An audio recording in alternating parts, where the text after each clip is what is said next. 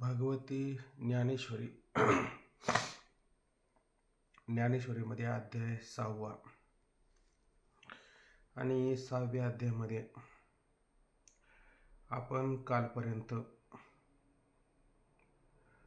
विचार करत आलो की भगवंत म्हणतात की ज्याचं चित्त समत्व भावाला प्राप्त झालेला आहे असा जो योगी पुरुष आहे त्या योगी पुरुषाला सर्व भूतमात्राच्या ठिकाणी आत्मभाव जो प्राप्त झालेला आहे सर्व भूतमात्रात त्यामध्ये भूतात भरला आत्मा भूते आत्म्यात राहिली योगाने जोडीला देखी हेची सर्वत्र दर्शन म्हणजे सर्व भूतात मी आत्मा त्या ठिकाणी भरलेला आहे किंवा भूते सर्व आत्मस्वरूपामध्ये राहिलेले आहे अशा पद्धतीच्या योगाने जो जोडलेला आहे तो असणारा पुरुष देखे हेची सर्वत्र दर्शन अशा समत्वभावाने त्याला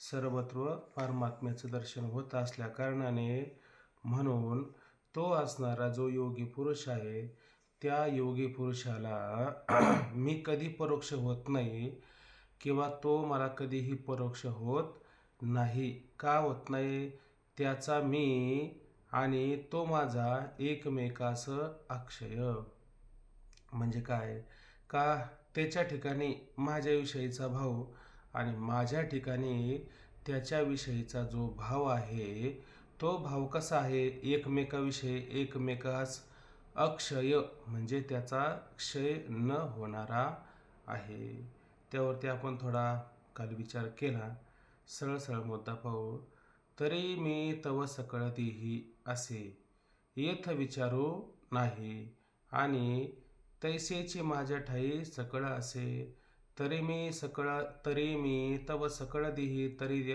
भगवंत म्हणू लागले तरी मी सकळ देही तरी म्हणजे का तुला आधी जे साधन सांगितलेलं आहे तर ते साधन तुला होत नसेल तर मग काय साधन कर किंवा काय विचार कर मी सकळ देही मी सर्व देहामध्ये व्याप्त आहे असे येथ विचारू नाही अशा प्रकारे याच्याविषयी भेद करण्याची गरज नाही विचार करण्याची गरज नाही त्याविषयी कोणत्या प्रकारची शंका घेण्याची गरज नाही आणि तैसेचे माझ्या ठाई सकळ असे आणि जसं मी सर्वांच्या ठिकाणी आहे का नाही तसं माझ्या ठिकाणी माझ्या ठाई सर्व चराचर जगत सार त्या ठिकाणी काय व्यापलेलं आहे हे आयशेची संचले परस्पर मिसळले बुद्धी घेपे तुले व्हावे गा हे आयशेची संचले मी सर्वांमध्ये व्यापलो आहे सर्व माझ्यामध्ये व्यापलेलं आहे याच्यामध्ये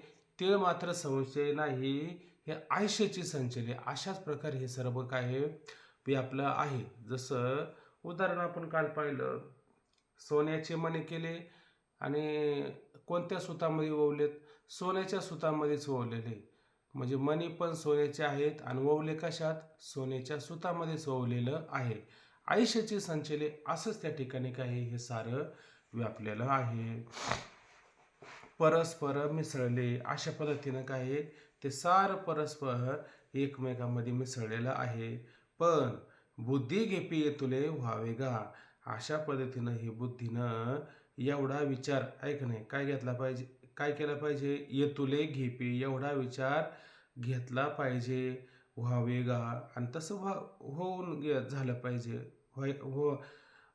तर व्हावे गा म्हणजे काय तसा विचार घ्यावा आणि तशाच पद्धतीचं त्याने काय होऊन राहावं एरवी तरी अर्जुना जो एकवटलिया भावना सर्वभूती भिन्ना माते भजे एरवी अर्जुना जो एकवटल्या भावना आता त्याच्या ह्या ज्या भावना आहेत ह्या भावना कशा आहेत त्या ठिकाणी एकवटल्या म्हणजे काय एकत्व स्वरूपाच्या भावना त्याच्या झालेल्या आहेत काय एकत्व स्वरूपाच्या भावना झाल्यात की हे आयुष्याची संचले हा देहामध्ये देह सकळ त्याच्यामध्ये अशा प्रकारच्या काय एकत्व स्वरूपाच्या भावना आणि त्याच्या अंतःकरणामध्ये झालेल्या असल्या कारणाने सर्वभूती अभिन्ना माते भजे आणि सर्व भूतमात्र, प्राणीमात्र, सर्व जगत, चराचर या सर्वांमध्ये पाहताना तो कसं पाहतो? अभिन्ना, म्हणजे भिन्नत्व त्याच्यामध्ये न पाहता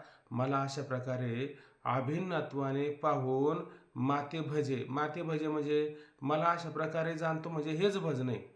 परमात्म्याचं भजनं म्हणजे कसं आहे? तर अशा प्रकारे त्या परमात्म्याला सर्व भूतांमध्ये अभिन्नत्वानेच व्यापलेला आहे. कोणत्या भूतामध्ये तो कमी आहे, कोणत्या भूतामध्ये तो जास्त आहे, असा भिन्नत्वाचा भाव न ठेवता अभिन्नत्वाच्या भावाने सर्व भूतांमध्ये पाहतो. म्हणजेच काय, हे काय झालं थोडक्यात, माते भजे. अशा प्रकारे मला जाणून तो भजत असतो. भजन शब्दाचा अर्थ जाणूनच घेणं हेच खरं भजन आहे. नुसते टाळ कोटत राहणं याला काही भजन म्हटलं जात नाही. असो. भूताचेने अनेकपणे अनेक नोहे अंत करणे, केवळ एकत्वची माझे जाणे सर्वत्र जो. भूताचेने अनेकपणे. आता भूत जर पाहिली तर कसे, जसं दुसऱ्या अध्यायामध्ये काही ओवी आलेली होती आणि श्लोक त्याच्यावरती होता काहीतरी, आता तो आठवत नाही. तसं परमात्मा म्हणतो की जो परमात्मा सच्चिदानंद घन आहे, अशा परमात्म्याची अनेक रूपं त्या ठिकाणी पाहायला मिळतात. त्यांनी अनेक देह त्या ठिकाणी धारण केलेली आहे. अर्जुनाला उपदेश करताना अर्जुनाला भीती निर्माण झाली होती की मी ह्या देहांना कसं मारू बा, कसं यांच्यावरती हल्ला शस्त्र चालू ह्या ठिकाणी. तर भगवंत म्हणले की अर्जुना, ज्याने हे सर्व जग व्यापलेलं आहे, त्या परमात्म्याची शरीर भिन्न भिन्न अनेक प्रकारची त्या ठिकाणी आहेत, आहे का नाही. परंतु ती शरीर जरी अनेक असेल, परंतु तो परमात्मा मात्र अनेक नाही. त्याची शरीर काय आहे? अनेक आहे. तसं भूताचेने अनेकपणे.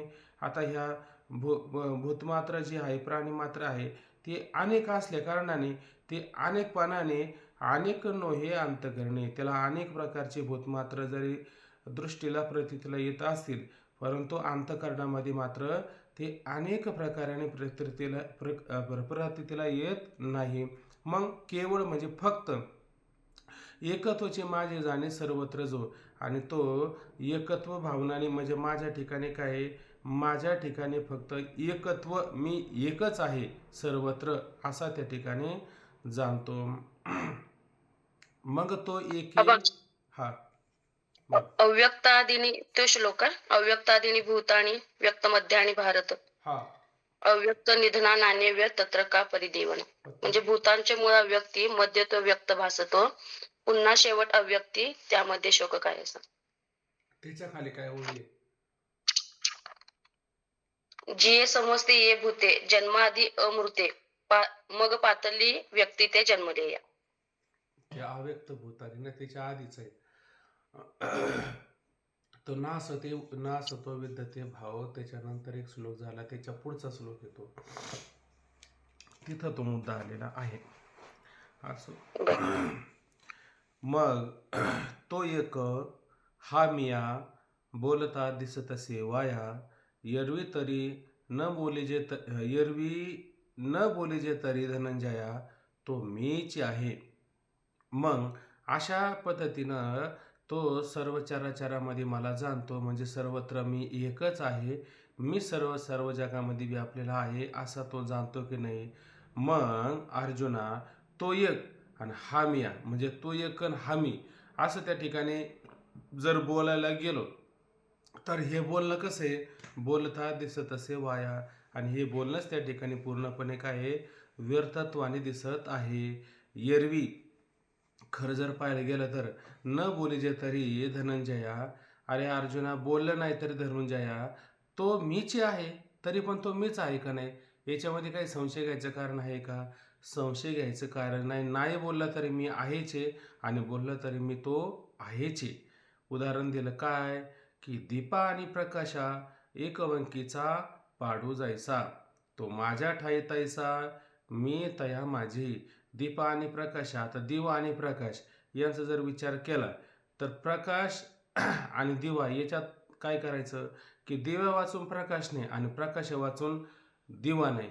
आता दिव्यातून जर प्रकाश काढला तर त्याला दिवा म्हणण्यात काय तात्पर्य राहिलं? साखरेतून गोडी काढायची म्हणलं तर काढता येईल का? अग्नीतून म्हणे अग्नीची दाहकता बाजूला काढा. अग्नी राहील का? अग्नी राहू शकत नाही. तसं दिवा आणि प्रकाशा एकवंकीचा पाडू जायचा. तसं एकवंकीचा म्हणण्याचं तात्पर्य काय आहे? की एकतेचा, एकविध भावाचा असे काय पाडू योग्यता जैसा म्हणजे ज्याप्रमाणे असते.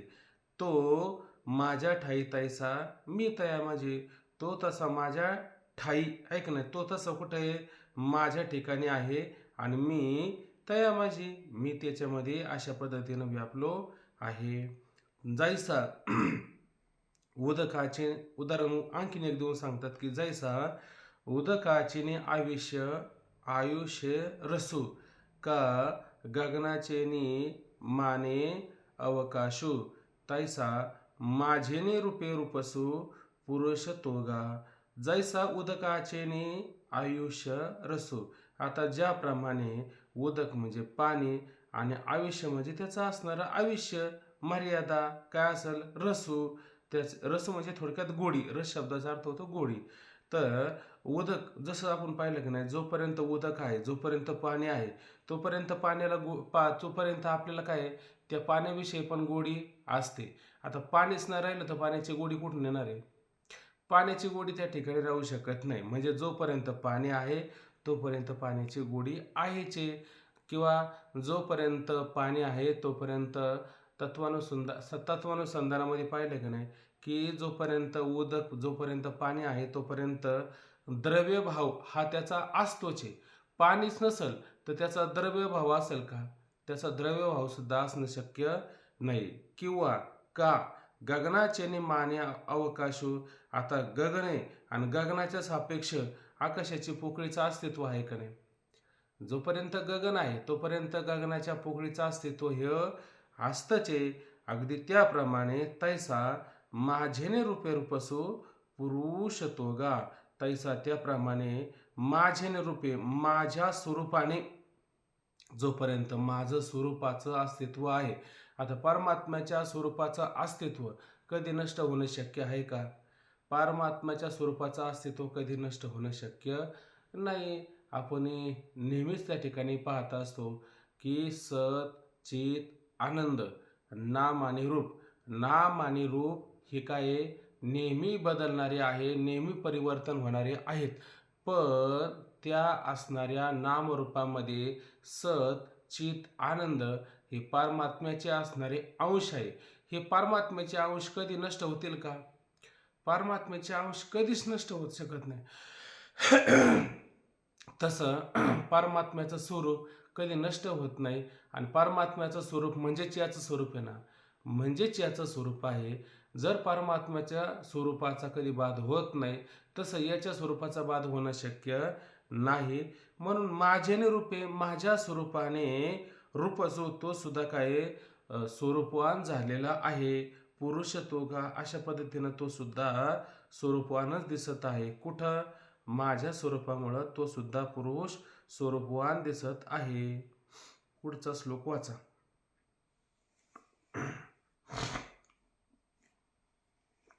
सर्वभूतस्थितं यो मां भजते एकत्वमास्थितः सर्वथा वर्तमानोऽपि स योगी मयि वर्तते. सर्वभूतस्थितं यो मां भजति एकत्वम् अस्तितः भजति एकत्वमस्तितः सर्वथा वर्तमानोऽपि स योगी मयि वर्तते. स्थिर होऊन एकत्वी सर्वभूती भजे मज राहो कसाही तो योगी माझ्या मतेची राहतो. काय म्हणतात या ठिकाणी? की स्थिर होणी एकत्वी. आता त्या ठिकाणी भजती एकत्वम अस्तित्व म्हणजे अशा पद्धतीनं तो काय होतो की मला भजत असताना कसा भजत आहे त्या ठिकाणी, तर माझ्या ठिकाणी माझा जो एकत्व भाव आहे, एकत्व भाव आहे, एकनिष्ठ भाव आहे, एकवंकीचा भाव आहे, अशा पद्धतीचा जो भाव आहे अशा भावाने मला त्या ठिकाणी भजतो. भजतो शब्दाचा अर्थ काय करायचा थोडक्यात, मला जाणतो. मी सर्व चराचरामध्ये एकच आहे, मी चराचरामध्ये भिन्नत्वाने नाही, असा त्या ठिकाणी जाणतो. हेच त्या परमात्म्याच्या ठिकाणी काय आहे, एकत्व होणं. आणि त्याच्यामध्ये काय सांगितलं, स्थिर असला पाहिजे. स्थिर म्हणजे काय होतं, कधी कधी आपल्या मनामध्ये असं वाटतं की चला परमात्मा सर्व ठिकाणी काय आहे, व्याप्त आहे, मग कोणाही जीवाचा न घडो मत्सर, असं आपण त्या ठिकाणी पाहतो. पण कोणाही जीवाचं न घडो मत्सर कुठपर्यंत चालतं, जोपर्यंत आपलं साध्य होत नाही तोपर्यंत चालतं. आपलं एकदा साध्य झालं की आपल्याला कोणाही जीवाची न घडो मत्सर हे आठवतं का, हे आठवत नाही. म्हणजे आपण स्थिर आहोत का, आपण स्थिर राहील. आता आपण त्या ठिकाणी असं उदाहरण घ्या की बरं जाऊ द्या, इथं पहा, जाऊ द्या. स्थिर होणे एकत्वी. आता तो एकत्वाच्या ठिकाणी काय आहे, स्थिर होऊन राहिलेला आहे. एकत्वाच्या ठिकाणी स्थिर होणं म्हणजे कशा ठिकाणी स्थिर होणं, की परमात्म्याचं जे स्वरूप आहे ते स्वरूप कधी बदलणारं नाही. जसं आता उदाहरण दिलं का नाही, आस्ती भाती प्रिय, नाम आणि रूप. आता ते नाम आणि रूप ते सतत काय आहे, परिवर्तनशील असतं. परंतु परमात्म्याचं सच्चित आनंद हे जे स्वरूप आहे हे कधी बदलणारे आहेत का, हे बदलणारे नाही. हे जसे बदलणारे नाही तसं त्याच्या एकत्वाविषयीचा भाव हा कधी बदलणारा आहे का, हा सुद्धा त्या ठिकाणी बदलणारा नाही. असा स्थिर होऊन एकत्व. आणि काय करतो, सर्व भूती भजे मज. आता तो मला भजतो, पण कसा भजतो, तुम्हाला अशा एका मूर्तीमध्ये भजतो का, एक मूर्ती त्याने आणली आणि केवळ त्या मूर्तीची पूजा करतो, अशा पद्धतीनं मला तो भजतो का, अशा पद्धतीनं तो मला भजत नाही. मग सर्व असणारी भूतमात्र आहे, या सर्व भूतमात्रांचे काय करतो, पूजा त्या ठिकाणी करत असतो. आणि ह्या सर्व भूतमात्रांमधून मला तो त्या ठिकाणी काय करतो असतो, भजत असतो. पण हे भजत असताना पुढं म्हणतात, राहो कसाही तो योगी माझ्या मध्येची राहतो. आता तो कसा आहे राहू, आता कसा राहू म्हणजे कसा, आता जसं उदाहरण द्यायचं जर झालं, आता त्याला आपल्या आत्मस्वरूपाचं दर्शन झालेलं आहे. तो सर्व चराचरामध्ये भूतमात्रांना पाहत असताना केवळ आपल्या स्वरूपाला म्हणजे परमात्मा स्वरूपाला त्या ठिकाणी पाहत असतो. पण पाहत असताना त्याचं जे पाहणं आहे, त्याचं जे राहणं आहे, त्याचं जे वर्तन करणं आहे, त्याचा जो व्यवहार करणं आहे, तो व्यवहार त्या ठिकाणी कसा असतो बरं, त्याचा व्यवहार त्या ठिकाणी सांगत असताना जसं आपण पाहतो की नाही, वास्तविक अभेद आणि कल्पित भेद असा ठेवतो की नाही, असा त्याला त्या ठिकाणी व्यवहार करावा लागतोच ना. प्रत्येक भूत, आता उदाहरण द्यायचं जर झालं, कसं राव म्हणजे उदाहरण असं द्या, सर्व भूतामध्ये त्याला परमात्मा दिसतो, गायमध्ये पण परमात्मा दिसतो. मग आपण पाहिलं की नाही, कुत्र्यामध्ये विद्या विनय संपन्ने ब्राह्मणे गवी हस्तिनी शुनी चैव शुपाकेच पंडिता समदर्शिन. त्याला सर्व भूतमात्रामध्ये काय परमात्माच समत्वाने व्यापलेला आहे असं पाहतो. मग गायमध्ये पण त्याला परमात्मा दिसतो, कुत्र्यामध्ये परमात्मा, हत्तीमध्ये परमात्मा. मग आता गायला गोठ्यात बांधायचं का घरात आणायचं, काय करायचं, तो कसाही राव म्हणजे म्हणण्याचं तात्पर्य काय, हे लक्षात घेतलं पाहिजे. तो कसाही राव म्हणण्याचं तात्पर्य, गायीला गोठ्यात बांधतो, कुत्र्याला घराच्या बाहेर ठेवतो, आहे की नाही, हत्तीला हत्तीच्या ठिकाणी ठेवणं पाहिजे. बरं, त्या प्रत्येकाचे स्वभाव भिन्न भिन्न आहेत का नाही, प्रत्येकाचे स्वभाव त्या ठिकाणी भिन्न भिन्न आहे. त्यानुसारच त्यांना त्या ठिकाणी पालन करतो की नाही, त्यानुसारच त्याचं पालन केलं पाहिजे. म्हणजे तो वागत असताना कसा वागत असतो, अशा पद्धतीनं वागत असतो. मग लोक म्हणतात, अहो मग कुत्र्यामध्ये देव नाही का. आता एक दिवस मी असं महाराजांना विचारलं की लोक त्या कुत्र्यांना गाडीमध्ये फिरवतात, त्यांना खायला वगैरे सगळ्या काय गोष्टी आणतात. ते म्हणले हे लोकांना काही बोलायला गेलं ना, ते लोक काय म्हणतात, तुम्ही असं कुत्र्या मांजराला असं काहीतरी वाईट बोलता, त्याच्यामध्ये तुम्हाला देव नाही दिसत का. उलट म्हणले दत्तात्रय भगवान आहे, त्यांच्यापाशी सुद्धा कुत्री पाहायला मिळतात, खंडोबापाशी कुत्री पाहायला मिळतात. म्हणजे हे लोकांचं असंच म्हणणं असतं. काय होतं, यांना आहे ना, यांना त्या प्राण्यांवरती प्रेम असतं असं नसतंय, यांच्या आवडीकरता यांना प्राणी पाळायचे असतात. त्या प्राण्यांकरता यांना प्राणी पाळायचे नसतात. का बरं त्या प्राण्यांकरत्यांना प्राणी पाळायचे नसतात? याचं कारणच असतं. जाऊ द्या, आता ते कारण सांगण्यापेक्षा हे महत्त्वाचं कारण सांगतो. ते लोक त्यांच्यासाठीच पाळायचं असतं, फक्त नाव काय करतो? दत्ताचं नाव करतो, खंडोबाचं नाव करतो. महाराज म्हणले, अरे खंडोबा म्हणजे काय जिन्नस हे कळतं का त्यांना? दत्त म्हणजे काय जिन्नस हे त्यांना कळते का? अरे ते कोण आहे, तू कोण आहे? अहो, ते म्हटले वाघ. त्या वाघाच्या म्हणा, सापाच्या म्हणा, डोक्यामध्ये आहे ना, माथ्यामध्ये आहे ना माथेशिळ असतो. जसं झाल्याच्या नंतर कसं ते ठसठस करतं, पूज झाल्यावर कसं ठसठस करतं, तसं वाघ साप यांच्या डोक्यामध्ये ते सारखं ठसठस. आणि कुत्र्याचा स्वभाव सुद्धा काय असतो? तोच असतो. काय होतं, त्याचं वलय, त्याच्या वलयामध्ये आपण म्हणतो की नाही, चोरापाशी जर क्षणभर बसलं, तो खोबरा म्हणतात की आपल्यामध्ये सुद्धा ते वलय येतं. आणि काय होतं की आपल्याला सुद्धा चोरी करावा वाटते.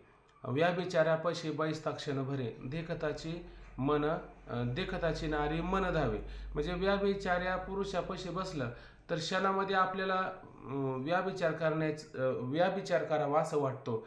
हे का बरं असं होतं? आपल्या मनात तर कधी असा विचार येत नाही, पण हे का होतं? त्याचं वलय तयार असतं ना, त्याचं वलय तयार असतं का? आपण जीव आहोत ना, आणि जीवाचा स्वभाव काय? खळाळा धावे पाणी. उतराला लगेच पाणी त्या ठिकाणी धावत असतं. म्हणून काय करावं लागतं? तुकोबरायांनी तर अगदी स्पष्ट झालं. ते म्हणले, जीवन मुक्त ज्ञानी जरी झाले पावन, तेजावा दुर्जन संगती. आता त्यांनी फार दुर्जनाची सुद्धा संगत टाका. म्हणे का? त्याच्या वलयामध्ये गेल्याच्या नंतर हा परिणाम होतो. प्रत्येक प्राणी त्याचं वलय काय ठरलेलं असतं. कुत्र्याला पाळल्याच्या नंतर कुत्र्याच्या तुम्ही सहवासामध्ये राहा. हा, तुमचा स्वभाव सुद्धा कसा होणार आहे? कुत्र्यासारखाच होणार आहे. कसा?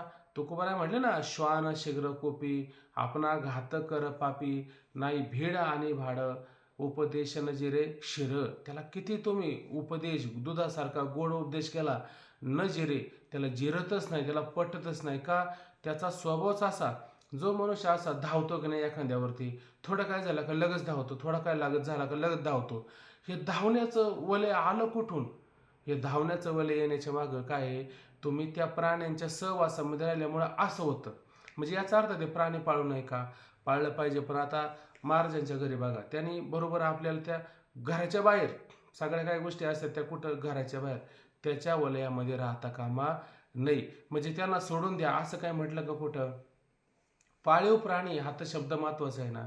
पाळाव तर लागतच असतो, पण पाळत असताना त्याची काहीतरी मर्यादा आहे का नाही? त्याची त्या ठिकाणी मर्यादा असायला हवी. इथं फक्त एवढाच अर्थ घ्यायचा. राहू कसाही तो योगी, आहे का नाही? तो कसा राहू म्हणजे अशा पद्धतीनं सगळ्यामध्ये राहिला तर त्याला काही दोष लागतो का? कोणत्याही प्रकारचा त्याला दोष लागू शकत नाही. हे सुद्धा तितकंच महत्वाचं आहे. असं जास्त विस्तार होईल त्याचा. राहू कसाही तो योगी, कसाही जरी त्या ठिकाणी राहिला. आता कसं राहिला म्हणण्याचं तात्पर्य काय माहिती का?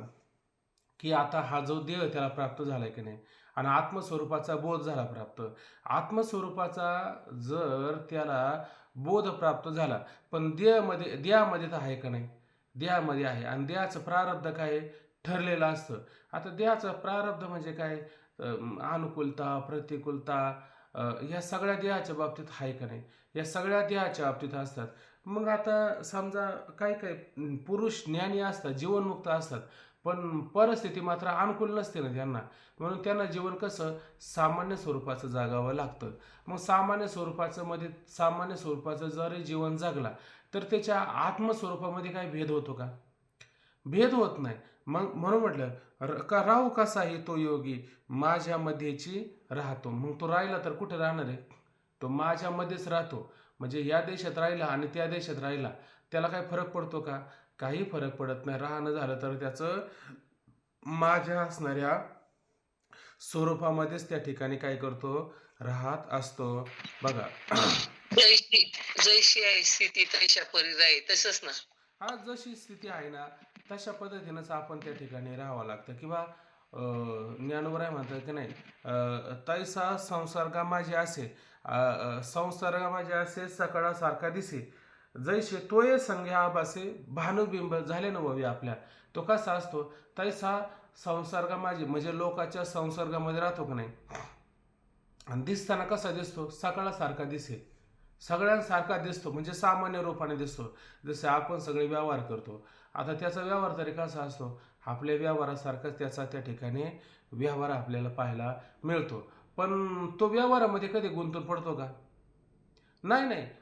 जैसे तोय संगे आभासे भानुबिंब, सूर्याचं पडलेलं बिंब, ते प्रतिबिंब, आपोआप बिंबाचं प्रतिबिंब पाण्यात पडलं, ते पाण्यात मध्ये प्रतिबिंब बुडालं का, भिजलं का?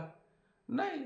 पाण्यामध्ये ते पडलं, काय काही झालं तरी ते का पूर्ण कुंभ ओलांडला, तेथ बिंबाकारू दिसे भ्रंशला, परी भानू नाही भासला तयासवे. म्हणजे पूर्ण पाण्याचा घडा होता आणि त्या पाण्याच्या घड्यामध्ये त्या सूर्याचं पडलेलं प्रतिबिंब काय झालं, घडा पालता झाला आणि पाणी पण नाहीसं झालं.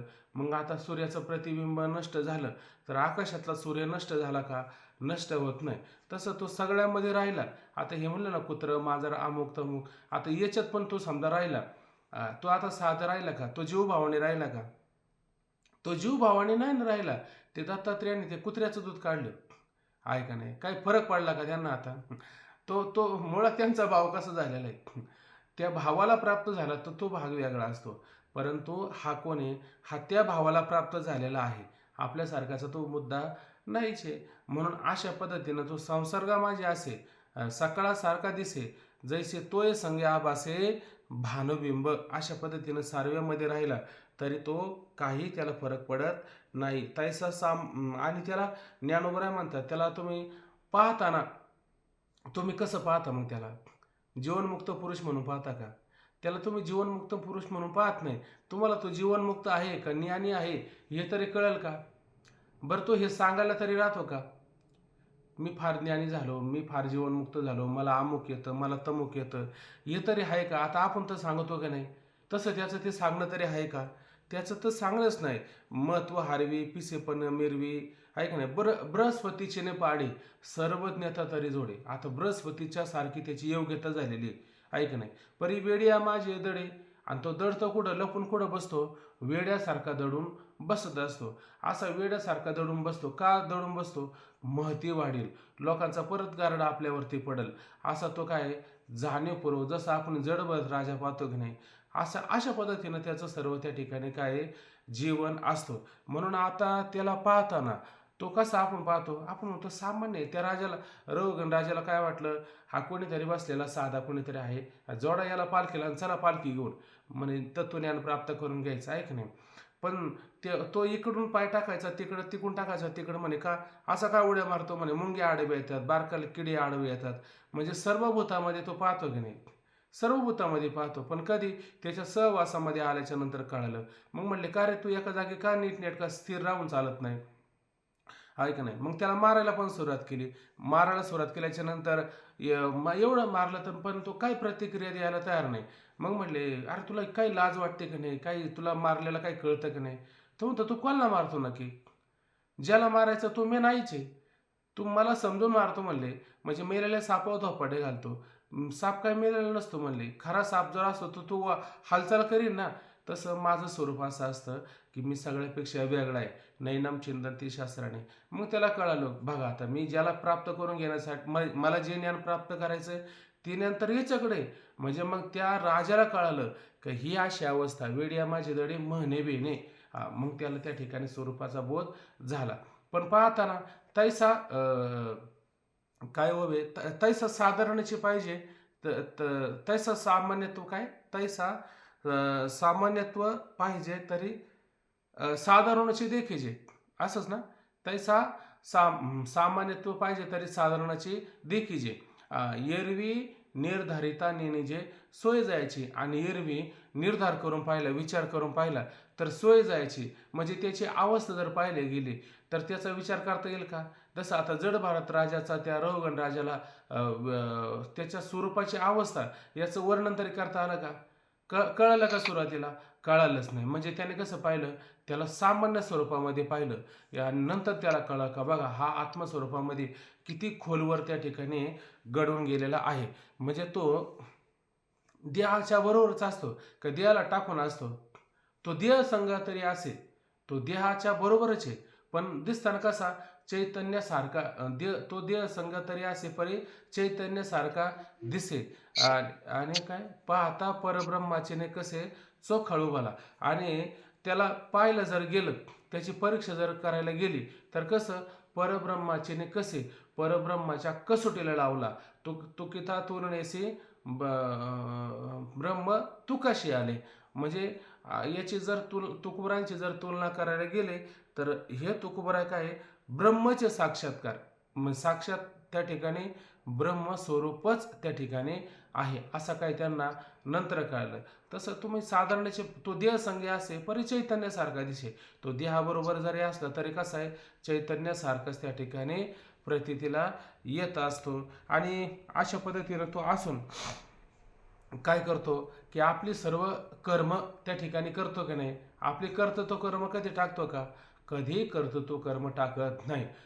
तो सारी कर्तव्य कर्म करत असतो. तो म्हणत नाही का मी आता ज्ञानी झालो आणि ज्ञानी झाल्याच्या नंतर मला काय कर्तव्य कर्म करायची गरज आहे का, असं मात्र करत नाही. तो कर्म करी सगळे पण कर्माबंधा नाकडे. काय जैसे जळे जळीना संपे पद्मपत्र. जसं पाण्यामध्ये आणि कमळाचं पान त्या ठिकाणी भिजत नाही तसं तो हे सर्व कर्म करून त्या कर्माने लिप्त होतो का? तो कर्माने लिप्त होत नाही.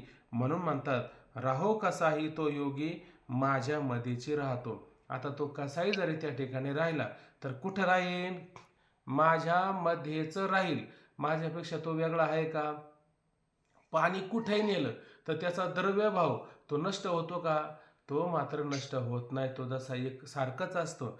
तसं तो कसाही राहिला प्राणी मात्रामध्ये जीव मात्रामध्ये साऱ्यामध्ये संसारामध्ये प्रारब्धाने ह्या शरीरामध्ये राहिला, प्रारब्धाने त्याला दुःख सुख सारे जरी आले तर तो कसा आहे तरी तो माझ्यामध्येच त्या ठिकाणी राहिलेला असतो.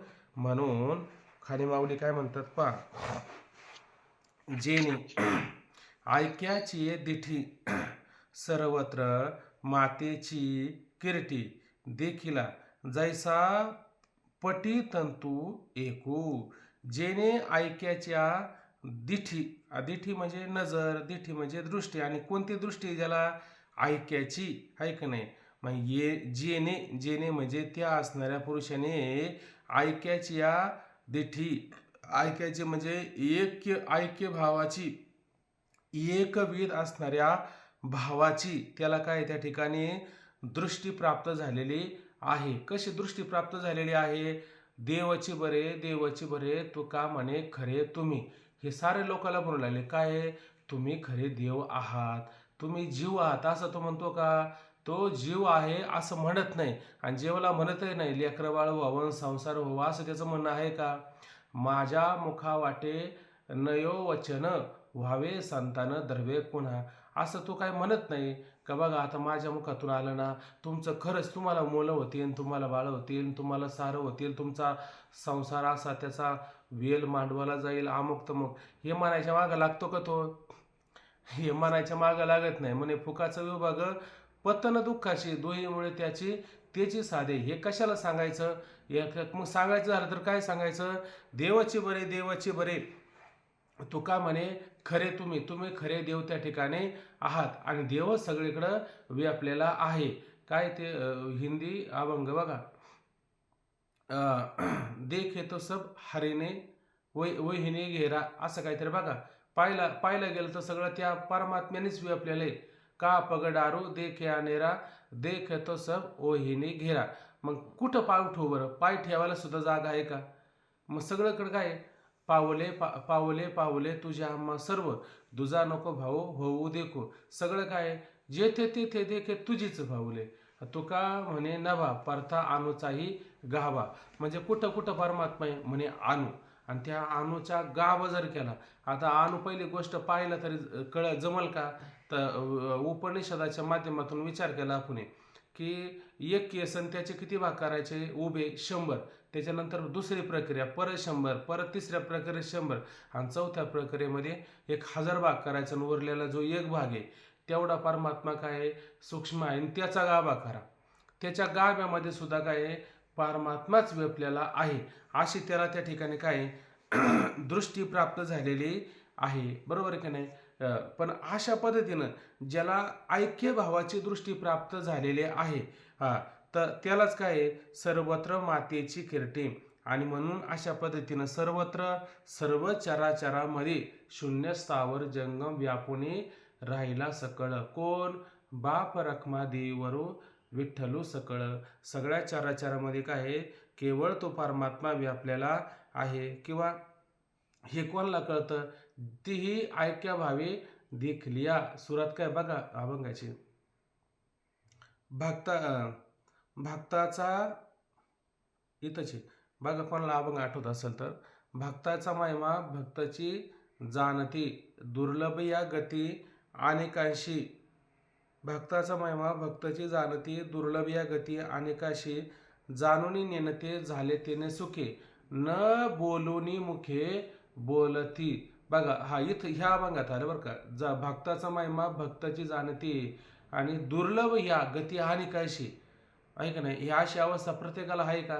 म्हणजे जाणून नेणते झाले तिने सुखी. त्याला कळतं की नाही सगळ्या चराचरामध्ये परमात्माच आहे, पण तरी पण ते काय नेणते झाले हे कळतं ना ज्याला, तो शांत होतो. म्हणजे जाणून नेणते झाले तिने सुखी. आणि न बोलून मुखे बोलती, न बोलून मुखाने अशा पद्धतीने ते काय बोलत असतात. म्हणजे बोलणं काय मुखानेच बोलणं असतं का? मनातल्या मनात त्या ठिकाणी काय बोलणं त्या ठिकाणी असतं. पुढं बघा, आता बोललो ना आपण वास्तविक आवेदन कल्पित भेद. जाणून नेणते झाले तेने सुखे न बोलून मुखे बोलते ते. पुढं काय? आभेदून भेद राखेला अंगी वाढवया जगी प्रेम सुख. आता हे न बोलून मुखे बोलती म्हणजे काय? न जाणून नेणते झाले तिने सुखी. कासाठी हे सगळं झालं? म्हणे आभेदून भेद राखेला अंगी. आहे का नाही? पहिल्यांदा कोणता? आभेद अवस्था प्राप्त केली. आणि आभेद अवस्था प्राप्त करून भेद राखेला अंगी. का बरं? वाढवया जगी प्रेम सुख. ह्या जगामध्ये प्रेम वाढवायला पाहिजे का नाही? या जगामध्ये प्रेम वाढवायला पाहिजे. टाळ घोष कथा प्रेमाचा सुकाळ.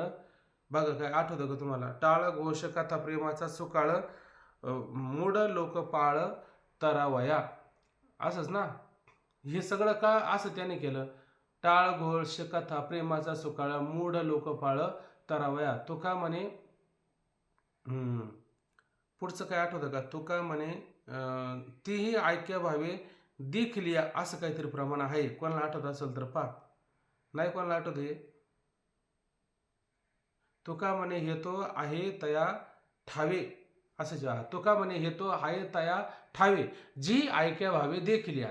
ज्यांना अशा पद्धतीचा ऐक्याचा भाव प्राप्त झालेला आहे त्यांनाच मात्र काय अशा प्रकारची नजर त्या ठिकाणी येत असते. म्हणून म्हटले बाबा सर्वत्र मातेची कीर्ती. अशा पद्धतीनं काय सर्व माते म्हणजे मलाच त्या ठिकाणी काय कीर्ती म्हणजे अर्जुना काय करतो? सर्वत्र मला अशा पद्धतीनं अशा प्रकारे त्या ठिकाणी जाणतो. पण कोण जाणतो? ऐक्याची दिठी. ऐक्याची म्हणजे एकविध भावाची एकनिष्ठ भावाची ज्याला नजर प्राप्त झालेली आहे असा जो आहे तो सर्वत्र मातेची सर्व ठिकाणी मलाच अशा पद्धतीनं व्यापकतेने जाणतो. पुढं पहा. देखिला जैसा पटी तंतू एकू. म्हणे देखिला म्हणजे पहा. काय पाहतो? कसा पाहतो? जैसा पटी तंतू एकू. आता आपण पट पाहतो म्हणजे काय पाहतो? पट शब्दाचा अर्थ होतो कपडा पाहतो की नाही? त्या कपड्यामध्ये उभे धागे आडवे धागे असं बनवून त्या ठिकाणी काय होत असतो? पट तयार होत असतो. किंवा ताटीच्या अभंगामध्ये म्हटलं की नाही विश्वपट ब्रह्मदोरा. हा विश्व कोणी? पट आहे. आणि त्याच्यामध्ये ब्रह्म कोण आहे? दोरा आहे. म्हणजे आडवं उभं सारं जे दोरे आहेत त्या दोऱ्यानेच हा पट तयार झाला की नाही? हा सारा पट तयार झालेला आहे. जर आता तुम्ही त्या असणाऱ्या पटातून त्या ठिकाणी दोरा जर काढून घेतला, आडवे उभे जेवढे दोरे लावले तेवढे सारे दोरे काढून घेतले, खाली काय शिल्लक राहील? शिल्लक काय राहणार आहे? खाली काही शिल्लक राहणार नाही. म्हणजे मग त्या पटाला त्या कापडाला कशामुळे हे सगळं एवढं कापडपणा प्राप्त झाला? तर त्या दोऱ्यामुळे झाला. आणि दोराच नसेल तर ते कापड तयार होऊ शकत नाही. जसं आपण पाहतो माती नसेल तर घट होणार नाही, तसं तंतू नसेल तर पट होऊ शकत नाही. म्हणून हा तंतू म्हणजेच काय आहे? तंतू म्हणजेच ब्रह्म आहे आणि हाच ब्रह्म आडवं उभं गोवल्यामुळे त्या ठिकाणी पट तयार झालेला आहे. तसा तो जैसा पटी तंतू एक, तो काय पाहतो की सगळ्या पटामध्ये तंतू एकच असतो. तो तंतू मात्र त्या ठिकाणी कधीही बदलत नाही. पुढे पहा. का स्वरूपे तरी बहुते आहाती, परी तैशी सोने बहुवे न होती, आयशी ऐक्य चाळाची स्थिती केली जेणे.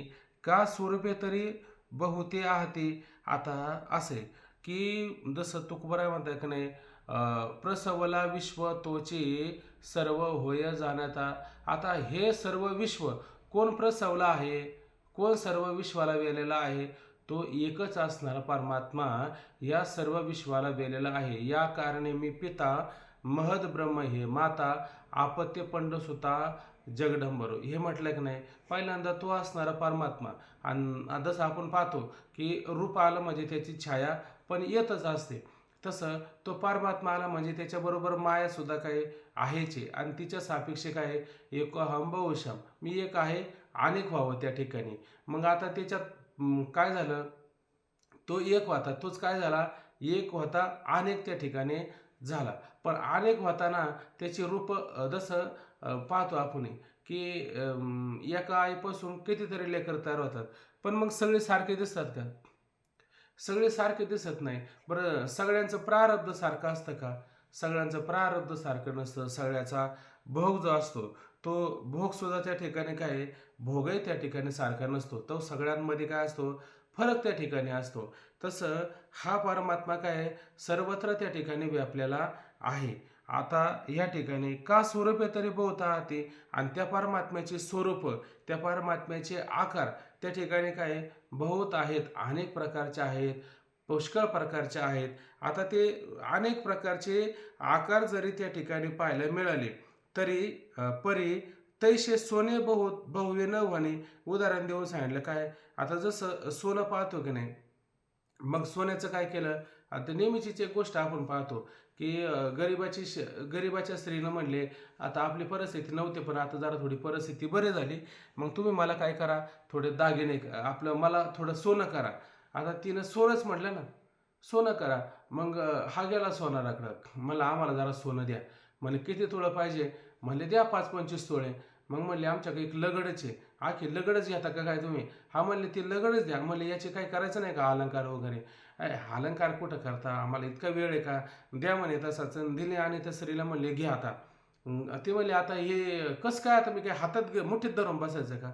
मग म्हणले अहो हे गळ्यात घालतात लोक, आपल्याला गळ्यात घातलं पाहिजे. मग म्हणे सोनाराकडे गेला, म्हणले याला एक छिद्र तयार करून द्या आणि याच्यामध्ये एक दोरा तयार करा, काहीतरी बोवा, आणि म्हणजे मग आम्ही अशा पद्धतीनं ते गळ्यात घालू. दिलं घालून, साऱ्या गावामध्ये फिरले. आता तिला काय ते महत्व आहे का?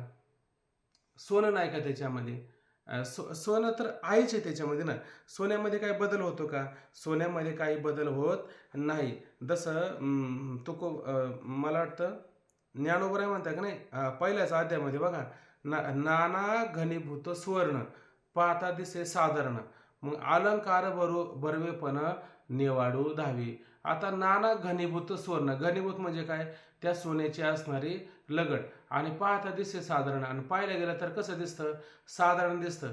मग अलंकार बरवेपण नेवाडू धावी. आता त्याचा समजा अलंकार केला तर तो कसा दिसतो बरं, बरवा दिसतो, म्हणजे चांगला दिसतो की नाही, चांगला दिसतो. तसं परमात्मा आहे, पण परमात्मा असा निर्गुण निराकार असेल तो काय, तो चांगला वाटणार तुम्हाला? मग तोच परमात्मा आणि सगळीकडे समजा व्यापलेला आहे, नाना अनेक प्रकारची अनंत रूपे, अनंत वेशी देखील मी त्याशी. आता हे म्हणायला बरं वाटतंय की नाही? आणि नुसतं मी पाहिलेला काय बरं वाटतं का? पण अनंत रूपे अनंत वेशी असं जर म्हटलं तर कसं वाटतं? लाजले गे माया आता कावना वाळू, जिकडे पाहि तिकडे चतुर भुज गोपाळू. हे सगळं पाहिल्याच्या नंतर किती आनंद होतो. पण आता कोणाला आनंद होतो? जो त्या परमात्म्याला अशा प्रकारे जाणतो त्याला आनंद होत असतो. तसं या ठिकाणी काय म्हणलं की त्या परमात्म्याची स्वरूपे तरी बहुत हाती, आणि त्या परमात्म्याची स्वरूप आकार त्या ठिकाणी पुष्कळ खूप आहेत. परी तैसे सोने बहुवे न व्हावे, तसं त्या ठिकाणी सोनं सोन्याचं स्वरूप असं घ्या थोडक्यात बाबा, की आकार त्या ठिकाणी काय पुष्कळ आहे, पण सोने परितैसे सोने भविन होणे. पण सगळ्या अलंकारामध्ये सोनं त्या ठिकाणी पुष्कळ असतं का सोनं एकच असतं? सोनं त्या ठिकाणी एकच होतं असताना जसं ज्ञानोबराय म्हणते की नाही, जरे सोने लेणे होणे घडे तयाचे सोनेपणा मोडे, येर अलंकार वरचिलेकडे भावे, येर अलंकार वरचिलेकडे लेती याचेने भावे. हे अलंकार आहे काय, घेणाऱ्याला फक्त काय अलंकार असतात. तो काय म्हणतो म्हणे, मला कोणता हार द्या, म्हणे चपला हार द्या. चपला हार पण म्हणतात ना, चपला हार द्या, अजून कोणते हार, अमुक द्या तमुक द्या, त्या अलंकाराच्या प्रकारे. आता काही जर दिलं तर काय दागच. आता सोनाला काय पाहतो त्याच्यामध्ये, कुत्रा पाहतो का, खंडोबा पाहतो का, दत्त पाहतो का, घोडा पाहतो. सोनार काय पाहतो, सोनाराला फक्त सोनं पाहिजे असते. तुमच्या दृष्टिकोनातून त्या कुत्र्याची आणि घोड्याची किंमत जास्त झाली आणि देवाची किंमत कमी केली, हे तुमच्या दृष्टिकोनातून आहे. पण त्याच्या दृष्टिकोनातून मात्र तसं नसतं. तसे परितैसे सोने बहुवे न म्हणावे. आणि सोनं खूप वेगळं खूप आहे असं म्हणण्याचं कारण नाही. अलंकार खूप होऊ शकतात, परंतु सोनं मात्र त्या ठिकाणी एकच असतं. सोन्यामध्ये अशा प्रकारे कधी बदल होत नाही. किंवा आणखीन एक ओवी आलेली आहे, अलंकाराते आले तरी सोनेपण काय गेले. म्हणजे अलंकाराला आलं तर त्याचा सोनेपणा कधी नष्ट होतो का? तसं तो अनेक आकाराला जरी आला, पण तो आकाराला आल्याच्या नंतर तत्वामध्ये काही फरक पडतो का?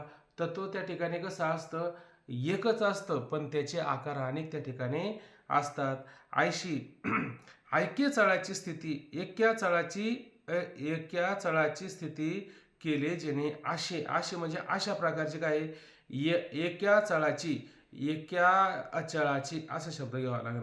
आचळो म्हणजे आचळ शब्दाचा आपण पर्वत घेतो ना, आणि इथं ऐक्य म्हणजे काय, एकविध, एकनिष्ठ, ऐक नाही, एकवंकी अशा प्रकारचा काय आहे आचळू. म्हणजे जसा पर्वत आपण पाहतो की नाही, जसं माऊली म्हणतात की नाही, पर्वती बैसागा न सांडावी. पर्वताने कधी बसू नये आणि पर्वताने कधी हालचाल करू नये. पर्वत कधी हालचाल करतो का? आपण पाहिलं का, इकडचा डोंगर आज इकडे गेला आणि इकडचा इकडे आला, आज थोडा सरकला. डोंगर कधी, पर्वत कधी सरकतो का? मेरू पर्वताचं उदाहरण बघा कुठंतरी आलं असं. ऐसा आपणची केवळ होणं असे निखळ तयाची प्रज्ञा ऐसा आपणची केवळ होणं असे निखळ तयाची प्रज्ञा आचळू. आचळू शब्द आला का नाही, पर्वती काहीतरी आहे असा शब्द, तिथं पण एक आचळू शब्द आलेला आहे, दुसऱ्याच अध्यायामध्ये आलेला आहे. आचळू म्हणजे चळ वाहणार नाही, म्हणजे पर्वताप्रमाणे त्या ठिकाणी काही त्याची प्रज्ञा अशी स्थिर झालेली आहे. किंवा आणखीन एक ओबी काढली मी, तरी गेली याची सेन करी न पावता चाडण धरी, जो सुनिच्छळू अंतरी मेरू जायसा. ही एक ओबी पाहिली आपण. म्हणजे काय, तरी गेली याची शेण करी. आता समजा एखादी गोष्ट आपल्याला न मिळता गेली, से म्हणजे त्याची सुद्धा आठवण करत नाही, किंवा न पावता चाडण धरी, आणि ती आपल्याला प्राप्त व्हायची पण मिळालीच नाही, आहे का नाही, त्याची चाड म्हणजे त्याची इच्छा करतो का, करत नाही. जो सुनिच्छळू अंतरी, आता तो अंतकरणात कसं झालेला आहे, सुनिच्छळ, सु म्हणजे चांगला, निच्छळ म्हणजे अशा पद्धतीचा, मेरू जायचा, मेरू पर्वताप्रमाणे अशा प्रकारे तो स्थिर झालेला आहे. तसं ह्या ठिकाणी याच्या अंतकरणामध्ये भाव तयार झालेला आहे.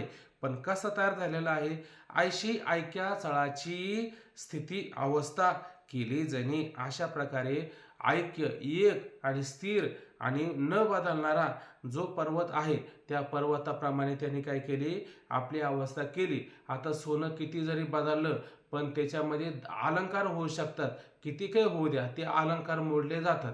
पण सोनेपणा मोडला जातो का? सोनेपणा कधी मोडला जात नाही. त्याच्यामध्ये हिनकत जाऊ शकतात, येऊ शकतात, पण सोनेपणा होऊ शकत नाही. त्याचे रूप अनेक जरी झाले, पण सोनं मात्र अनेक होऊ शकत नाही. तसं परमात्म्याची रूप अनेक होऊ शकतात. आधी बीज एकले, बीज अंकुरले रूप वाढले, एका बीजा पोटी कोटी जन्म घेती सुमने फळे, व्यापुनी जगता तोही अनंता, बहुविध रूप घेसी परे अंती ब्रह्म एकले. किती काही रूप, किती काही नाम, किती काही जरी घेतलं तरी ब्रह्म त्या ठिकाणी काय आहे, एकच आहे, एकच आहे. अशा प्रकारची स्थिती. आणि ही कशी आहे, ऐक्य, एकविध भावाची पर्वताप्रमाणे एकनिष्ठ भावाची त्याने काय केलेली आहे, अशी स्थिती अशी अवस्था त्याने करून घेतलेली आहे. आता दृष्टांताच्या ओव्या आल्या. उदाहरण देऊन सांगतात, ना तरी वृक्षाची पाने झेतुली, तेतुली रोपे नाही लावली, ऐसी अद्वैत दिवसे पाहले रात्र जया. काय म्हणतात की ना तरी अथवा किंबहुना वृक्षाची पानं जेथे, आता झाड पाहिलं की नाही, त्या झाडाला पानं किती पाहतो आपण, अनेक पानं पाहतो, मोजून नाही पाहता आपण, अनेक पानं असतात. मग एवढी अनेक जर पानं पाहिली, मग तेवढी झाडं आपण लावलेली असतात का, म्हणून तेवढी पानं आली. एका झाडाला एवढी पानं आलेली असतात. किंवा उदाहरण द्यायचं झालं तर माऊली जसं म्हणतात की नाही की 14व्या अध्यायामध्ये ओवी आली बघा, विरोडल्या जोंधळा, विरोडलिया हा विरोडलिया जोंधळा कंसाचा निर्वाळा, वेचला की आगळा दिसत असे. म्हणजे तुम्ही जोंधळाचा काही एका बीजा केला ना असं सळसळ, म्हणजे एक बीज तुम्ही जमिनीत पेरलं की नाही, आणि मग कणसाचा निर्वाळा, मोठा कणीस झालं का नाही, मग कणीस जर एवढं मोठं झालं, त्याला एवढे दाणे आलेत का नाही, मग एवढे दाणे पेरले का तुम्ही, एकच पेरलं होतं, एकच दाणा पेरला होता ना, एकच दाणा पेरला होता. तसं ह्या ना तरी वृक्षाची पाने जे तुले, वृक्षाला जेवढी पानं त्या ठिकाणी आहे का नाही, मग ते तुले रोपे नाही लावली, तुम्ही तेवढी रोपं तर लावली नव्हती, एका रोपाला काय एवढी त्या ठिकाणी पानं येत असतात. आयशी, अगदी अशा प्रकारची आयशी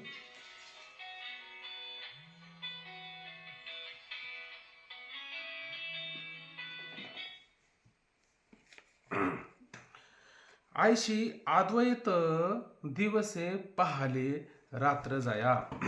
असे म्हणजे काय, अशा प्रकारचे काय अद्वैत, अद्वैत म्हणजे कोणत्याही प्रकारचा द्वैत शिल्लक न राहता अद्वैत स्थितीला तो त्या ठिकाणी काय प्राप्त झालेला आहे. म्हणजे त्याला काय झालेलं आहे, अद्वैत स्वरूपाचं एक परमात्मा सर्व चराचरामध्ये व्यापलेला आहे.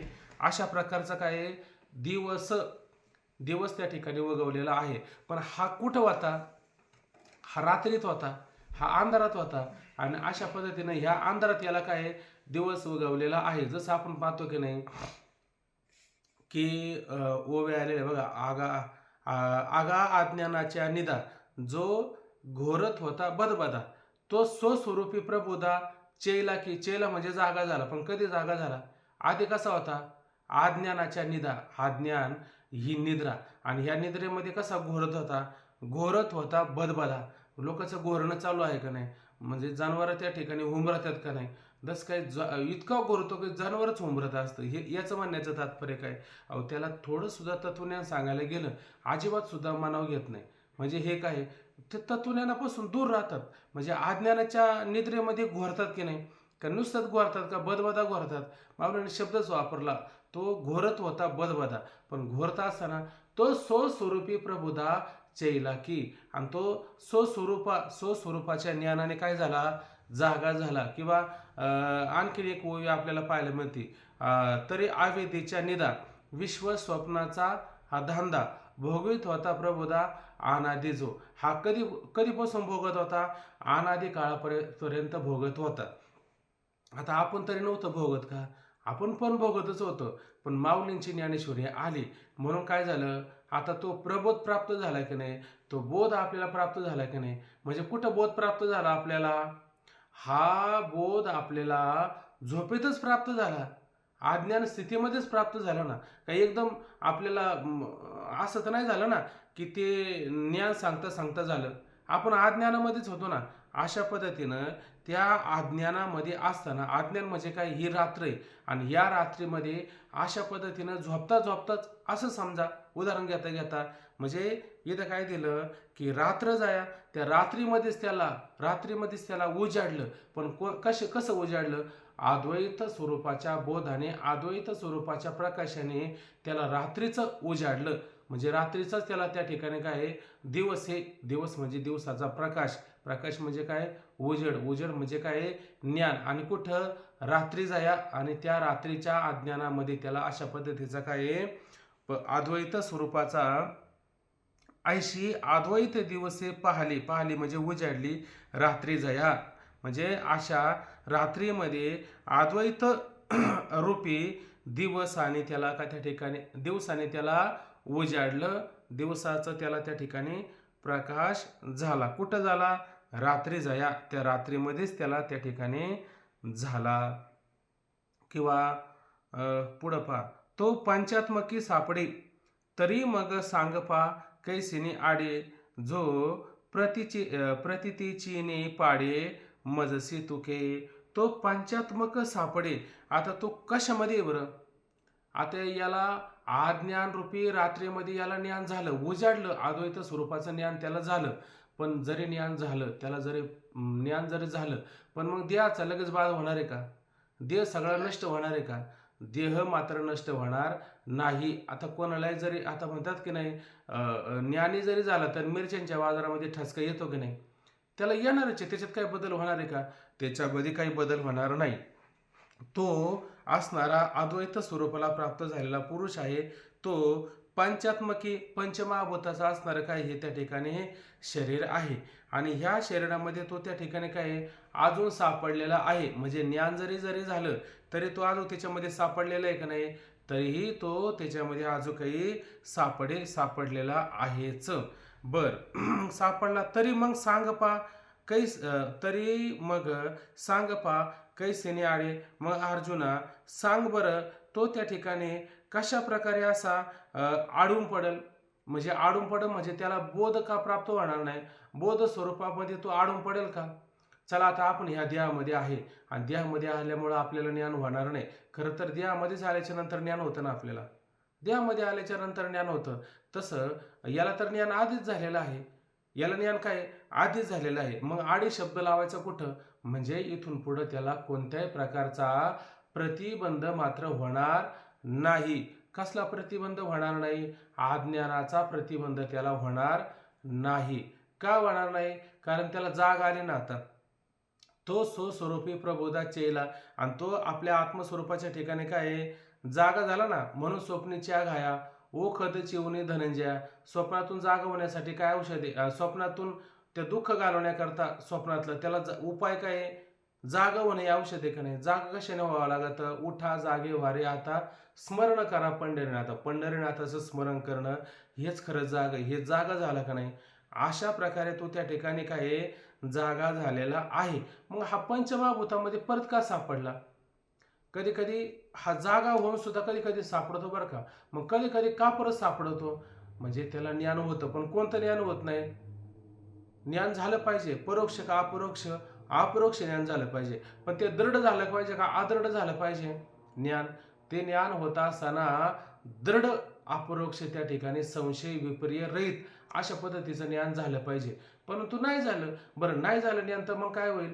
परत पुढचा जन्म कोणता होणार आपल्याला? हाच जन्म आपल्याला आता ह्या पुढं आता त्या श्लोकामध्ये येणारच आहे. त्याने ह्या जन्मामध्ये पूर्ण ज्ञान न झाल्यामुळं परत काय व्हावं लागलं? परत याला यावं लागलं. काय यावं लागलं? पूर्ण ज्ञान नाही झालं ना, दृढ ज्ञान नाही झालं ना, म्हणून त्याला परत यावं लागलं. मग परत पंचमहाभूतामध्ये सापडला ना. का सापडला? जसं तुकोबरा म्हणतात की नाही, आहे ते सकळ कृष्णाशी अर्पण, न कळता मन दुजे भावे, म्हणून पाठे लागतील भूते, येतील गवशीत पाच जणी. परत पंचमहाभूतामध्ये ते पंचमहाभूत त्याला शोधत येतात आणि त्याच्यामध्ये तो काय सापडतो. पण पूर्वी पण त्याला ज्ञान झालं का नाही? पूर्वी त्याला त्या ठिकाणी ज्ञान झालं, पण ते दृढ नाही झालं. मग आता या देहामध्ये तो परत सापडेल का? सापडत नाही. बरं त्याला ज्ञान होण्याला काही प्रतिबंध, काही आडे अडकून पुढं पडेल का? नाही अडकून पडत. अहो मी म्हणतो पहिल्या वर्गामध्ये 4 वेळा तोच एकाच वर्गामध्ये बसला. पहिल्या वर्षी नापास झाला, दुसऱ्या वर्षी नापास झाला. मी म्हणतो तिसऱ्या वर्षी का होईना पास होईलच ना? का नाही होणार पास? होईलच ना. म्हणजे काही अडूनच पडेल का तो? म्हणजे पंचमहाभूतामध्ये जर सापडला, या देहामध्ये जर सापडला, तर अशा प्रकारचा बोध होण्यामध्ये त्याला काही अडून पडण्याचं कारण आहे का? नाही. मग म्हणे तरी मग सांग पा कैशेने आडे अशा याच्यावरती तो कशा पद्धतीनं प्रतिबंध किंवा त्याला प्रतिबंध होईल का? तो आडून पडेल का त्या ठिकाणी? असा आडून पडणार नाही. का पडणार नाही? जो प्रतितेचीने पाडे मजसी तुके. आता त्याच्या ठिकाणी प्रतिती म्हणजे काय? त्याच्या ठिकाणी आलेला अनुभव. आहे का नाही. हा प्रतीती शब्दाचा काय अनुभव आणि पाढे म्हणजे योग्यता. मजसी तुके, आता त्याच्या अनुभवाची योग्यता कशी आहे, इतकी व्यापक झालेली आहे का तो कसा आहे, मजसी तुके, माझ्या, तुके म्हणजे तोलाचा, तुके म्हणजे तुका म्हणजे तुके म्हणजे माझ्या तुलनेचा. आता त्याला अशा स्वरूपाचा अनुभव आलेला आहे का तो माझ्या तुलनेचा झालेला आहे. अशा स्वरूपाचा त्याला काय आहे, अनुभव आलेला आहे. अशा स्वरूपाचा अनुभव आला तर तो पंचमहाभूताच्या देहामध्ये सापडेल का, त्याला स्वरूपाचा बोध होण्याकरता प्रतिबंध होईल का, त्याला कोणत्या प्रकारचा प्रतिबंध होणार नाही. तो देहामध्ये राहून सुद्धा काय आहे, अशा स्वरूपाचा त्याला अनुभव आल्यामुळं काय होतो, तो माझ्याच योग्यतेचा झाला. तुकिता तुलनेसी ब्रह्म तुकाशी आला, अशा स्वरूपाचा त्याला काय आहे, यथार्थ रूपाने बोध झालेला आहे. म्हणून माझ्याच तुलनेचा, माझ्याच योग्यतेचा त्या ठिकाणी होत असतो. पुढे पहा. आता याच्यामध्ये विस्तार करायला पुष्कळ असला, पण आता विस्तार होणं फार कठीण आहे.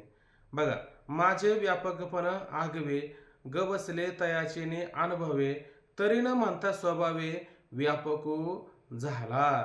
माझे व्यापकपण आगवे, आता हे माझं व्यापकपण हे कसं आहे, परमात्म्याचं व्यापकपण कशाच्या सापेक्ष आहे का, परमात्म्याचं व्यापकपण निरपेक्ष व्यापकपण आहे. परमात्मा सगळीकडे व्यापला आहे का नाही, पण तो कसा आहे, निरपेक्ष स्वरूपाने त्या ठिकाणी व्यापलेला आहे. गवसले तयाचीने अनुभवे, आणि त्याला अशा अनुभवाने सापडलेला आहे. आता हे केवळ ज्ञानाने सापडलं का, लोक आता ज्ञान कोणाला नाही बरं, तुम्हाला आम्हाला साऱ्याला ज्ञान आहे, पण तसा अनुभव आहे का, तसा अनुभव नाही ना. पण याच्या याच्या ठिकाणी याला काय, याच्याकडे ज्ञान पण आहे, आणि ज्ञानाचं याला ह्या ठिकाणी काय आहे, ज्ञानाचा याला ह्या ठिकाणी अनुभव सुद्धा आहे. म्हणून याला परमात्मा सापडलाय, पण कसं सापडलंय, अनुभवाने सापडलेला आहे. तसं तुकोबऱ्या म्हणत आहे की नाही, की अनुभव आले अंगा ते या जगा देत असे, का ज्ञान आले अंगान ते या जगा देत असे. शब्द महत्वाचा काय, अनुभव येणं. ज्ञान तर काय, ज्ञान सगळ्या आपल्यापेक्षा ते संसारी लोक चांगलं ज्ञान सांगू शकतात, आपल्याला पण सांगता येणार नाही. मग इतकं आणि त्यांचं ऐकलं ना असं वाटतं त्यांचंच ऐकत राहावं, पण त्याला महत्व आहे का. या तुका म्हणे ते पाहिजे अनुभव, शब्दाचे गौरव कामा नाही. इथं शब्दाचा काय उपयोग आहे बरं, इथं अनुभवाला फार महत्वाचं असतं, आहे का नाही. मग तुकोबऱ्या म्हणत आहे का नाही, पहा पहा हागे माझा अनुभव, भक्तिभाव भाग्याचा, केला ऋणी नारायण केला ऋणी नारायण, नवे क्षण वेगळा. क्षणभर सुद्धा आता तो वेगळा होत नाही. केला ऋणी नारायण, एवढा त्याला त्या ठिकाणी काय ऋणी केला. हा गे माझा अनुभव, हा काय माझा अनुभव, काय भक्तिभाव भाग्याचा, किंवा आणखीन एक अभंग आहे, हा गे माझा अनुभव, केला देव आपला, बोलविले त्याचे द्यावे, उत्तर व्हावे ते काळे. हे पण अनुभव सांगितला का नाही, हा सुद्धा अनुभव आहे. बोलविले तेच द्यावे, आहे का नाही, जे मी बोलल तेच मला दिलं का नाही, ते दिलं. म्हणजे ज्या अर्थी तो मला देत आहे, आपण सुद्धा जीवनामध्ये असा अनुभव घेऊ शकतो की आम्हाला ही गोष्ट अपेक्षित आहे, फक्त ती संसाराची नसावा, परमार्थाची असावा. अहो, भगवंताचं स्वरूपच असेल. ते म्हणतात, जे जयासी रुचे ते करे समोर, सर्वज्ञ उदार माहे बाप. हाय का नाही हा शब्द, म्हणजे जे जयाशी रुचे, तुम्हाला जे गोड वाटेल ते पण द्यायला तयार आहे, पण तुम्ही त्याच्या नादी लागा, हे महत्वाचं आहे.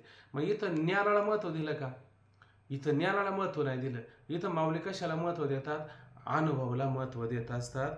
म्हणून माझे व्यापकपण आगवे, आगवे म्हणजे सर्वत्र, सर्व चराचरामध्ये माझं व्यापकपण, आणि निरपेक्ष असं असणारं माझं निरपेक्ष जे व्यापकपण आहे, म्हणजे तो व्यापक झाला. म्हणे काय, म्हणे मुंगींच्या स्वरूपाने व्यापक झाला, हत्तीच्या स्वरूपाने व्यापक झाला, गायच्या स्वरूपाने व्यापला, माणसाच्या स्वरूपाने, असं असं व्यापला का, सगळ्यांमध्ये व्यापकला, सगळ्यांमध्ये. म्हणजे इथं कशाच्या सापेक्ष म्हणायचं का, निरपेक्ष स्वरूपाने त्या ठिकाणी काय आहे, व्यापक झालेला आहे, व्यापला आहे सर्व चराचरामध्ये. आणि गवसले तयाचेने अनुभवी, आणि त्याला गवसलं, सापडलं, मिळालं, पण कसं, तयाचेने अनुभवी, त्याच्या अनुभवाने अशा पद्धतीने त्याला हे सर्व सापडलं की हे परमात्मा सर्व चराचरामध्ये व्यापलेला आहे. मग तरी न म्हणता स्वभावी व्यापक झाला. आता तरी न म्हणता, आता त्याला म्हणावं लागेल का, हा व्यापक झाला बरं का, आणि जर नाही म्हणलं तर मग तो काय व्यापक नाही होणार आहे का. तो व्यापकच आहे. बरं, अज्ञानामध्ये होता तेव्हा तो व्यापक नव्हता का? तेव्हाही व्यापक होता. आणि ज्ञान झाल्याच्या नंतर तेव्हाही व्यापक होता. जसं शेवळ आल्याच्या नंतर दिसत नव्हतं पाणी, मग खाली पाणी नव्हतं का? आणि शेवळ बाजूला काढल्यावर खाली पाणी नव्हतं का? म्हणजे शेवळ असतानाही पाणी होतं, शेवळ बाजूला करताना पाणी होतच असतं. मग आता हे बोलण्याची काय आवश्यकता आहे का? माऊली म्हणतात न बोलता न म्हणता, आता समजा हे नाही म्हटलं तर स्वभाव व्यापक झाला. आणि हे म्हणण्याची पण काही आवश्यकता नाही. हे नाही म्हटलं तरी तो काय आहे, स्वाभाविक म्हणजे सहजच अनायासे अशा पद्धतीने काय आहे, तो अशा स्वरूपाला व्यापक झाला. म्हणजे अशा पद्धतीनं सहजच आणि त्या ठिकाणी तो व्यापक झालेला आहे. पुढे एक ओवी घेऊ आणि थांबून घेऊ, म्हणजे पूर्ण होऊन जाईल आज ओवी आपल्या. बघा, आता शरीर तरी आहे परी शरीराचा तो नोहे, ऐशे बोलवरी होय ते करूये काय. बघा, आता शरीर तरी आहे, आता तो शरीरात आहे का नाही? तो शरीरच आहे. आता तो शरीराला टाकून आहे का? शरीराला टाकून मात्र नाही. मग तो शरीर आहे म्हणजे शरीरातच आहे, परी शरीराचा तो नाही. पण आता मात्र शरीराचा तो नाहीच आहे का नाही? म्हणजे जसं तुकोबराय म्हणताय का नाही, की मला तर तो कोणाला असा अभंग सापडत असेल तर पहा, म्हणजे देह भोग घडे जे जे जोडे ते ते बरे, आहे का नाही? हा देहाचा भोग घडतोय का नाही, पण जे जे जोडे ते ते बरे. म्हणजे या देहाला निंदी कोणी मारी, वंदी कोणी पूजा करी, म्हणजे हेही नाही तेही नाही. म्हणजे काय, या देहाचा भोग नाही, त्या देहाला मान सन्मान प्राप्त झाले, मला त्याची काय कर्तव्य आहे का नाही? मला काही कर्तव्य नाही. मग काय, भोगी त्यागी पांडुरंग, आहे का नाही? त्याने वसविले अंग. हा देह कोणाचा आहे? त्याचा आहे. माझा आणि ह्या देहाचा काही संबंध आहे का? माझा आणि ह्या देहाचा कोणत्याही प्रकारचा संबंध नाही, आहे का नाही? मग मी कसं आहे, देहाच्या वेगळा त्या ठिकाणी आहे. पण देहाचा वेगळा जरी म्हणला, पण देहातच राहूच, देहापेक्षा वेगळा जरी म्हणला, पण देहामध्ये राहूनच म्हटलं ना, हे महत्वाचं आहे. तसं शरीर तरी आहे, तो देहामध्ये असतो, शरीरामध्ये असतो, परी शरीराचा तो नोहे, पण मात्र शरीराचा तो राहिलेला नसतो, आहे की नाही? आयशे बोलवरे होय ते करूये काय. आता हे बोलवरे होय, आता हे सारं जे सांगणं आहे, हे शब्दाने सांगण्यासारखं आहे का? हे शब्दाने सांगण्यासारखं आहे का? हे बोलवरे होय म्हणजे हे शब्दाने सांगून होईल काय? सरळ सरळ अर्थ, यायचे बोलवरे होई म्हणजे हे शब्दाने सांगून होईल काय? होणार नाही. मग ते करूये काय? अहो, पण मग आता काय करावं त्या सांगण्याकरता? माऊली म्हणले, म्हणजे भगवंत म्हणले, अर्जुना मी काय करू आता? त्याला किती किती उपमा देऊ बरं? म्हणजे आता हे शब्दामध्ये सांगण्यात येतं का? बरं, शब्दाशिवाय आता आपल्याला पर्याय आहे का? शब्द हा बहुसार उपकाराची राशी. पण हे शब्दामध्ये जरी सांगायचं जर झालं, तरी पण ते शब्दामध्ये सांगता येत नाही. मग ते करूया काय? मग मी काय करू आता नक्की? त्याचं वर्णन करायला मी काय करू? माझ्याकडे तर शब्द सांगण्याकरता आहे ना. मग शब्द सांगण्याकरता आहे म्हणून मी शब्दाने सांगतो. पण शब्द सुद्धा तिथपर्यंत काय आहे, अपुरे पडतात. आणि दुसरा पर्याय आपल्याकडे शिल्लक राहत नाही. मग दुसरा पर्याय शिल्लक राहत नाही, मग शेवटी वैताग आला आणि म्हणले काय, ते करूया काय? मग आता मी काय करू त्याच्यासाठी? असं सरळ सरळ मुद्दा काय लक्षात येतो आपल्या. बरोबर आहे ना? हे बरोबर आहे ना? ते करूया काय, मग त्याच्यासाठी मी काय करू आता? असं सरळ सरळ मुद्दा उपस्थित झाला. प्रश्नचिन्ह या ठिकाणी दिलेला आहे. चला, आता बाकीचं आता आपण काय करू, उद्याला पाहू. श्लोक म्हणायचा का कोणाला? श्लोक वाचायचा का? वाचा वाटलं तर श्लोक. आत्मोपम्येन सर्वत्र समपश्यति अर्जुन, सुखम वा यदि वा दुःखम स योगी परमो मतः. आत्मोपेयेन सर्वत्र समं पश्यन्ति अर्जुन, सुखं वा यदि वा दुःख स योगी परमो मतः. असो, बाकीचा आता विचार आपण उद्याला पाहू. थांबवा आता.